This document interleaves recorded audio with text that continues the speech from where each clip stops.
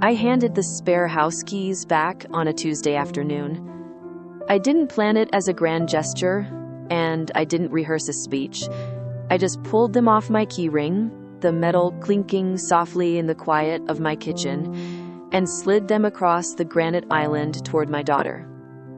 She looked at the keys. Then she looked at me.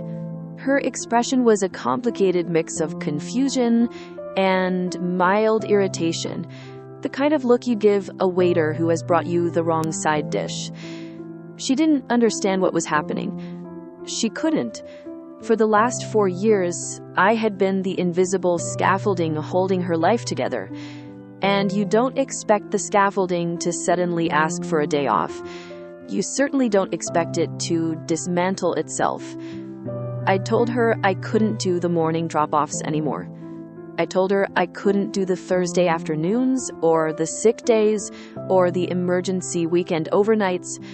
I told her I was stepping down as the default, unpaid, full-time nanny for her 2 children. I didn't say it with anger. I was just profoundly, existentially tired.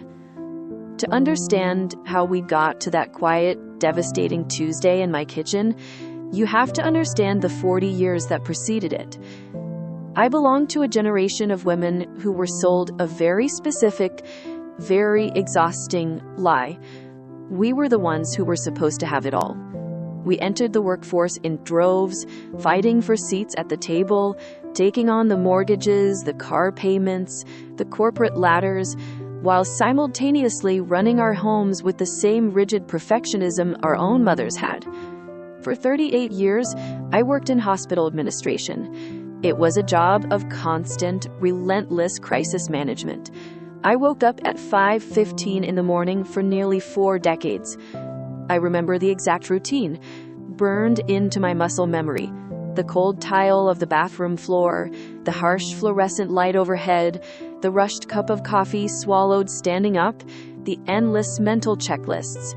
Did I sign the permission slip? Is the chicken thawed? Did I pay the electric bill? Who is picking up the kids from soccer? I spent my 30s and 40s operating on a permanent deficit of sleep and a permanent surplus of guilt. When I was at work, I felt guilty for not being with my kids. When I was with my kids, I felt guilty for leaving the office at 5 o'clock on the dot. I gave everything to my employer, and I gave the rest to my family. There was no me. There was only the utility I provided to others. But I had a horizon line. We all did. The horizon line was retirement. I used to sit in my car in the hospital parking garage, gripping the steering wheel, exhausted to my bones, and I would close my eyes and think about the day I wouldn't have to set an alarm. That was the dream. It wasn't about buying a yacht or moving to a private island. It was about the simple, breathtaking luxury of waking up and deciding, for the very first time in my adult life, what I wanted to do with my own Tuesday. I imagined a garden that didn't consist of half-dead succulents. I imagined pulling out the watercolors I had bought in 1998 and never opened. I imagined reading a book in the middle of the afternoon without feeling a creeping sense of panic that I was neglecting some vital chore. I imagined solo trips, not grand tours necessarily, but putting my bags in the trunk of my car and driving up the coast for 3 days, stopping only when I felt like it, speaking to no one, answering to no one. When my retirement finally came, they threw me a little party in the break room. There was a sheet cake with terrible frosting, a few speeches, a gift card to a garden center. I drove home that afternoon feeling lighter than I had in 40 years. I was 64 years old. I felt like I was standing at the edge of a vast open prairie. My time was finally my own. 6 months later, my daughter announced she was pregnant. I was thrilled, of course. I wept. I hugged her. I imagined holding a baby, the soft weight of a newborn, the smell of baby lotion, the joy of being a grandmother. But then, within minutes of the announcement, The invisible contract was slipped across the table. We were sitting in my living room, the ultrasound photo still resting on the coffee table. My daughter was calculating her maternity leave. She looked at me, her eyes shining, and said, "We're so incredibly lucky. Daycare is insanely expensive right now, but we won't even have to worry about it. Since you're retired, we know the baby will be in the best possible hands." She didn't ask. She stated it as a matter of logistical fact. I had a surplus of time. She had a deficit of childcare. Therefore, my time belonged to her. I remember a cold prickle of panic at the base of my neck. I looked at the watercolor set on the side table. I looked at the brochure for a women's walking tour of the Scottish Highlands that I had requested in the mail. And then I looked at my daughter's hopeful, expectant face. I smiled. I said, "Of course." That was my blind spot. I didn't recognize the trap because it was laced with love. I didn't realize that in our society, the retirement of a grandmother is rarely viewed as an earned rest. It is viewed as a reallocation of resources.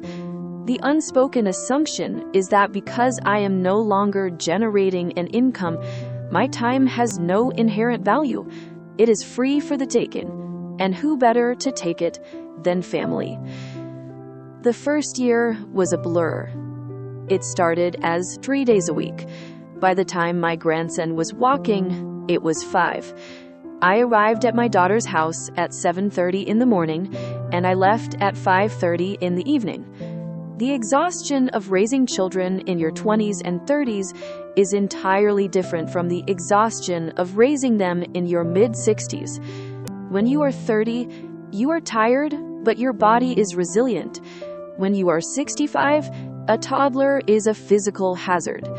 I remember the exact sensation of lowering myself onto the living room rug to build block towers for the 4th time in a single morning.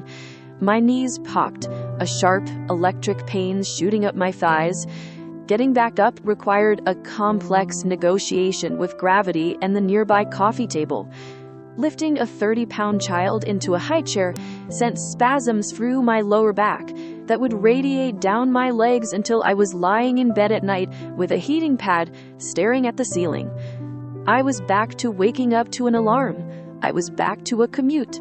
I was back to eating my lunch in hurried, stolen moments while a child napped. The only difference was that this time, I wasn't getting a paycheck, and I wasn't building toward a pension. I was just depleting the finite reserve of energy I had left. The normalization of this dynamic is insidious. It happens so slowly you don't realize you are drowning until the water is over your head. I tried to talk about it with my friends. We would meet for coffee on a Saturday morning, the only time any of us had free, and I would listen to the conversation around the table. Susan was watching her twin granddaughters 50 hours a week. Brenda had moved into her son's basement to help with his 3 kids. Claire was flying across the country once a month to relieve her daughter. They complained, certainly. They rubbed their shoulders and talked about how tired they were. But beneath the complaints, there was a rigid, toxic martyrdom. They wore their exhaustion like a badge of honor. There was this underlying narrative that to be a good grandmother meant total self-erasure. It was a competition of who could sacrifice more. If you weren't physically deteriorating in the service of your adult children, you were somehow selfish. You were failing the family. I would sit there, stirring my coffee, listening to them tear down a mutual acquaintance who had chosen to spend her winters in Florida rather than stay in the snow to babysit. I just can't imagine caring about golf more than my own grandchildren, Susan had sneered. I didn't say anything. I just stared into my mug, feeling the heavy, suffocating weight of societal expectation. The message was clear. Setting boundaries equates to a lack of love. If you love them, you give them everything. You give them your 20s, your 30s, your 40s, and when you finally reach the finish line, you turn around and give them your 60s and 70s too. But I was drowning. My life was shrinking. The watercolor paints dried up in their tubes. The Scottish Highlands brochure was thrown away. I stopped making plans for myself because I knew that at any moment, I could receive a text message that would obliterate my schedule. Hey mom, Tommy has a fever. Can't go to daycare. I have a huge presentation today. Need you. Mom, we are so burned out. Can you take the kids this weekend so we can just sleep? I began to feel a dark, ugly resentment building in my chest. I hated myself for it. These were my grandchildren. I loved them fiercely. I loved the way my grandson smelled like outside air and graham crackers. I loved the way he wrapped his arms around my neck. But love does not negate exhaustion.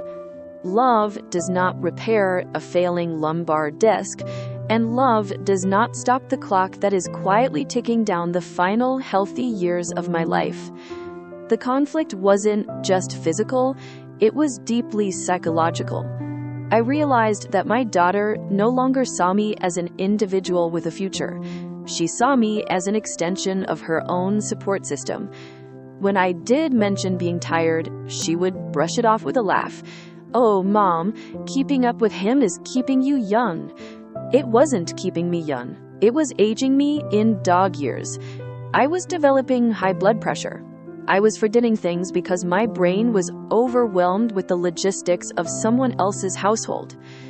The turning point, the moment that finally broke the trance, happened on a Thursday in early November.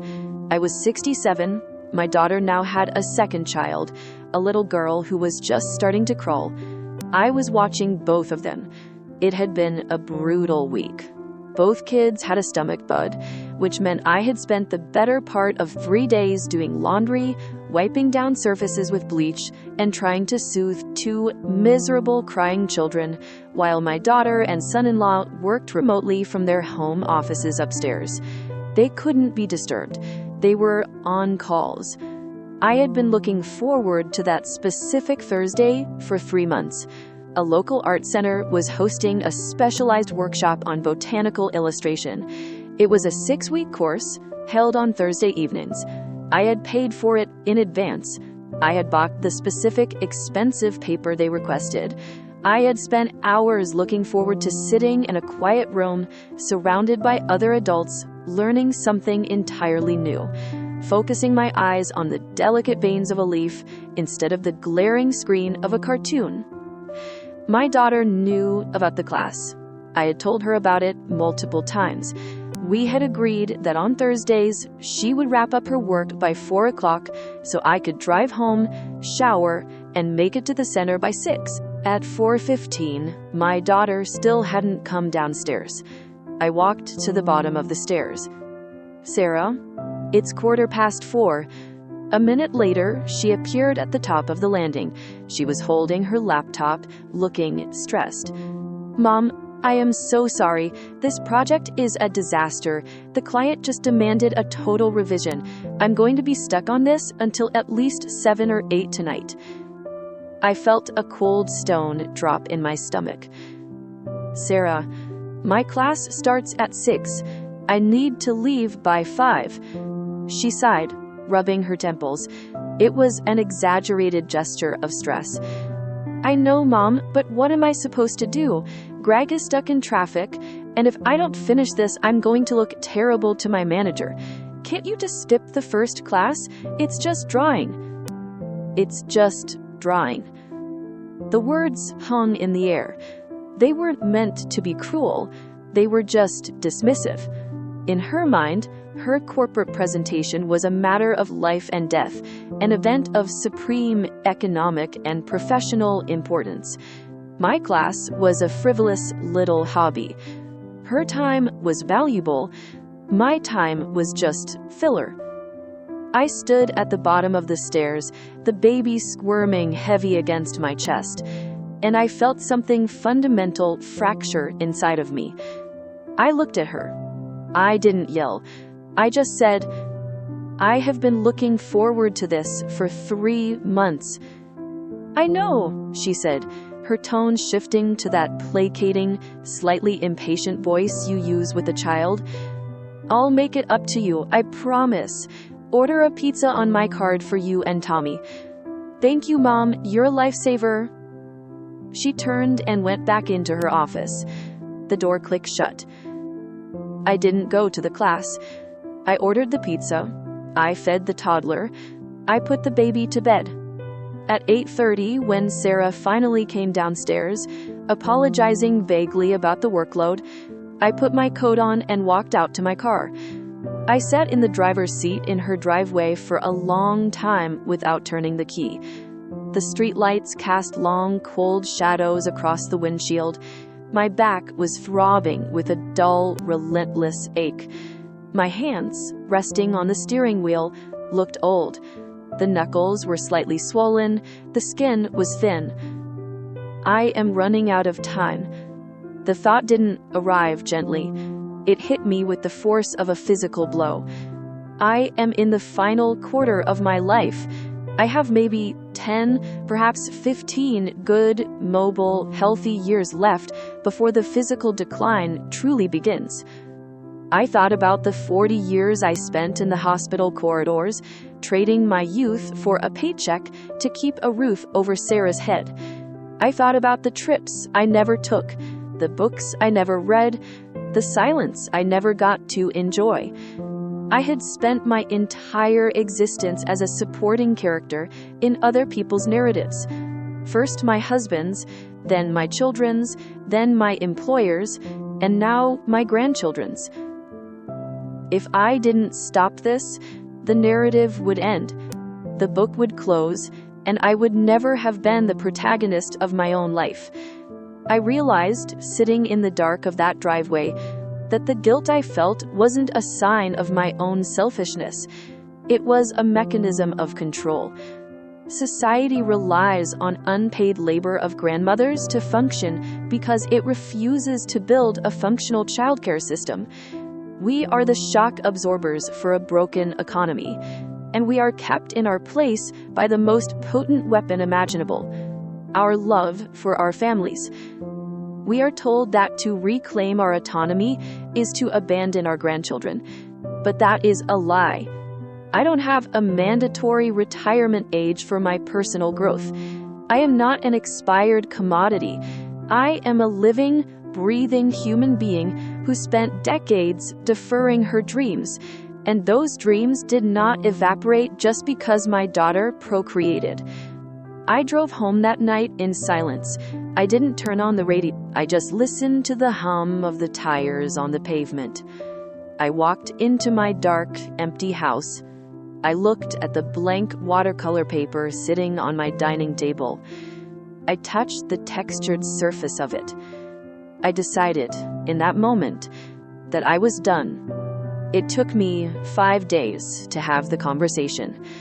I spent the weekend practicing what I would say. I knew the pushback would be fierce. I knew the emotional manipulation, whether intentional or not, would be intense. I had to build a fortress around my resolve. Which brings us back to the Tuesday in the kitchen. The sliding of the keys across the granite. After I told her I was stepping down as her childcare provider, the silence in the room was suffocating. Sarah stared at me, the color draining from her face. "What do you mean you can't do it anymore?" she asked, her voice tight. "Are you sick? Is something wrong?" That was the only acceptable excuse in her mind. Total physical failure. "I am not sick," I said slowly, keeping my voice calm and even. "I am just tired, Sarah. I am exhausted, and I want my life back." She let out a sharp, incredulous laugh. "Your life back? Mom, what are you talking about? You're retired. You don't do anything all day." The arrogance of youth is blinding. I don't do anything all day because I am raising your children. I have spent the last 4 years waking up at the same time I did when I was working. I am physically in pain. I am mentally depleted. I want to travel. I want to take classes. I want to wake up on a Thursday and not know what the day holds. I have earned the right to my own time." Her shock quickly transmuted into anger. It's a defense mechanism. When the invisible support beams of your life decide they no longer wish to bear the weight, your first instinct is outrage. So what? You're just abandoning us? Do you have any idea what daycare costs for 2 kids? It's a second mortgage. How are we supposed to afford that? "You and Greg have good jobs," I said, refusing to take the bait, refusing to let her panic become my emergency. "You will have to adjust your budget. You will have to make sacrifices, just like I did when you were young." "It's different now," she cried. "It's not different," I replied. "It is the exact same struggle. But the solution to your struggle cannot be the total consumption of my remaining years." She started to cry. It was the hardest thing I have ever done. Sitting there and not immediately caving, not reaching out to say, "Never mind, I'll do it, I'll fix it." The conditioning of a mother is to absorb the pain of her child, to sit there and allow her to experience the discomfort of her own reality went against every instinct I had. "Don't you love them?" she asked, the tears spilling over. "Don't you want to see them?" There it was, the ultimate trump card, the guilt trip designed to strike at the absolute core of my identity. "I love them more than I can possibly explain to you," I said, leaning forward, looking her directly in the eyes. "But I cannot be their third parent anymore. I want to be their grandmother. I want to come over on a Sunday afternoon, bring them a toy, read them a book, and then go home to my quiet house. I want to enjoy them, Sarah. Right now, I am just surviving them." She took the keys. She didn't speak to me for 3 weeks. Those 3 weeks were brutal. The social backlash from my peers was almost as bad as the silence from my daughter. Word got around. My friend group met for lunch, and the judgment was palpable. "I just couldn't do it," Susan said, picking at her salad. "I could never tell my kids they were on their own. Family is family. I guess we just have different priorities." I looked at Susan. I looked at the dark circles under her eyes, the way she winced when she reached for her water glass because her rotator cuff was torn from lifting car seats. I realized I didn't care about her judgment. I didn't want her life. Total availability is not the only way to be a good grandparent. It is just the most self-destructive way. I stopped going to those lunches. I realized I needed a massive audit of my time. I looked at the hours of my week. Without the 50 hours of childcare, the landscape of my life was vast and terrifyingly open. I had to learn how to inhabit my own existence again. I had to figure out who I was when I wasn't being useful to someone else. I went back to the art center. I signed up for a Tuesday morning watercolor class. I booked a flight to Portugal. Not a luxury cruise, just a modest Airbnb in Lisbon for 3 weeks. Just me. No schedule. The transition wasn't clean, and it wasn't easy.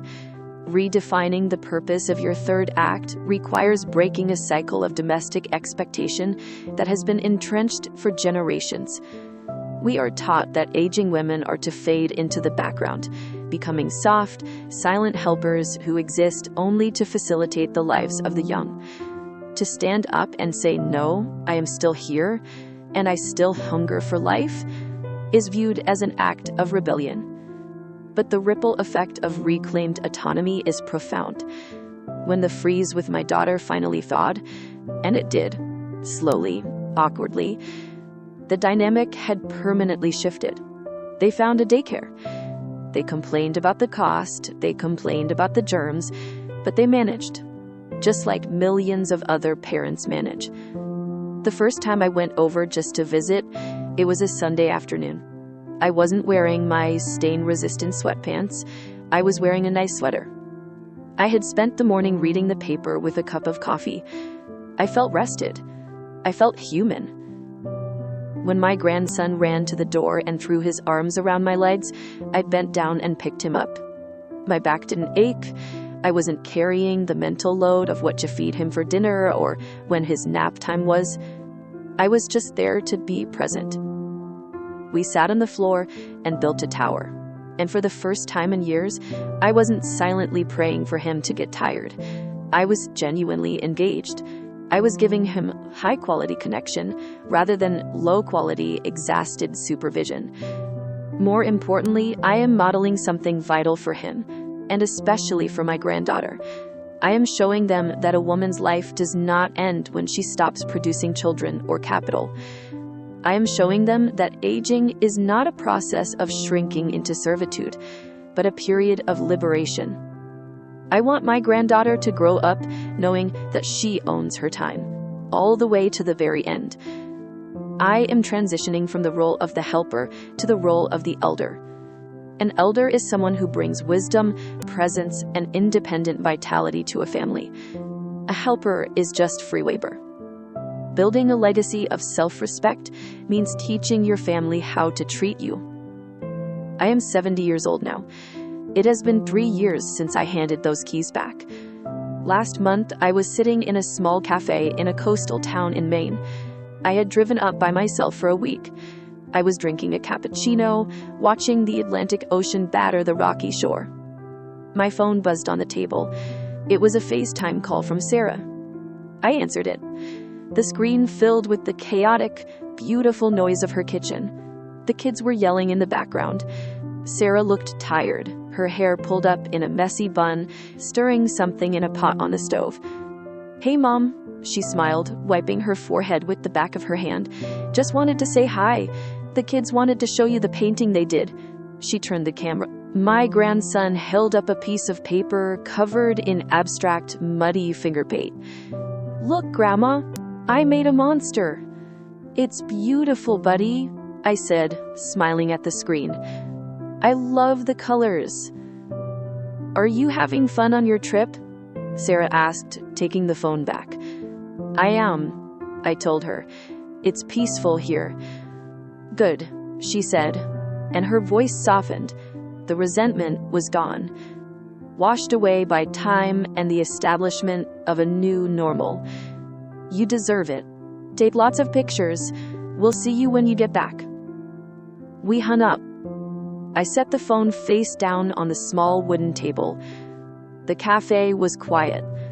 Outside, the wind whipped the waves into a white froth. I picked up my coffee cup, feeling the warmth seep into my palms. I didn't feel guilty. I didn't feel a frantic urge to rush back and save her from the chaos of her own kitchen. I loved her deeply, and I loved those children fiercely. But I was not responsible for their Tuesday. I took a sip of my coffee. I opened my sketchbook. I guarded my time, my most precious, dwindling resource, and I spent the rest of the afternoon exactly how I wanted to. Alone, alive, and entirely my own.